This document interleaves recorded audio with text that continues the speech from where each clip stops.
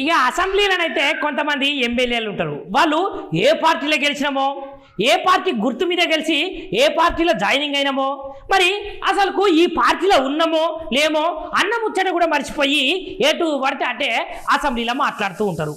మరి గదే ముచ్చటకు సంబంధించి ఒక ఎమ్మెల్యే సార్ ఉంటాడు. మీరు ఏ పార్టీలో ఉన్నారు సార్ అంటే, నేను ఏ పార్టీలో ఉన్నాలో గదే పార్టీలో ఉన్నా అనే ఎమ్మెల్యే ఉన్నాడు కదా.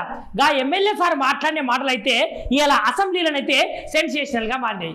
వివాదాస్పదమైన ముచ్చట్లు, వివాదాలకు దారితీసే ముచ్చట్లే మాట్లాడిండు. మరి సారు ఎవరిని ఉద్దేశించి మాట్లాడిండో కానీ ఒక మల్క మీరే ఇనురిగా ముచ్చట. అధ్యక్ష, గౌరవ ముఖ్యమంత్రి గారు శాసనసభలో దొంగతనం చేసిన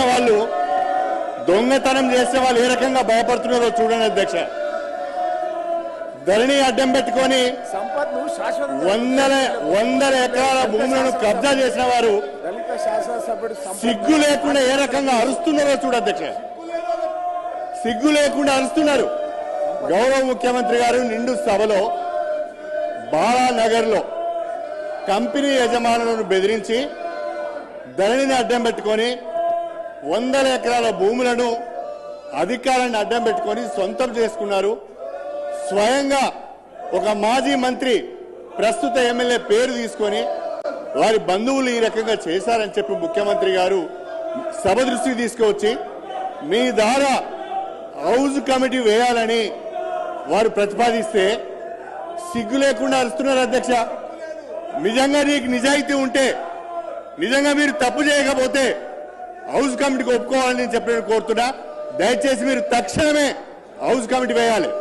అధ్యక్ష, ఇంకొక విషయం, సభ్యులు ప్రవర్తిస్తున్న తీరు రాష్ట్ర ప్రజలు గమనిస్తున్నారు. కొంతమంది సభ్యులు సిగ్గు లేకుండా శాసన సభ్యులమనే విషయాన్ని కూడా మర్చిపోయి అరుస్తున్నారు అధ్యక్ష. ఇది సభ సాంప్రదాయాలకు మంచిది కాదు. దయచేసి వాళ్ళను మీరు నియంత్రించండి. అదేవిధంగా ముఖ్యమంత్రి గారు కోరిన విధంగా హౌజ్ కమిటీకి మీరు అనుమతి ఇవ్వాలని చెప్పి మిమ్మల్ని అభ్యర్థిస్తున్నారు అధ్యక్ష.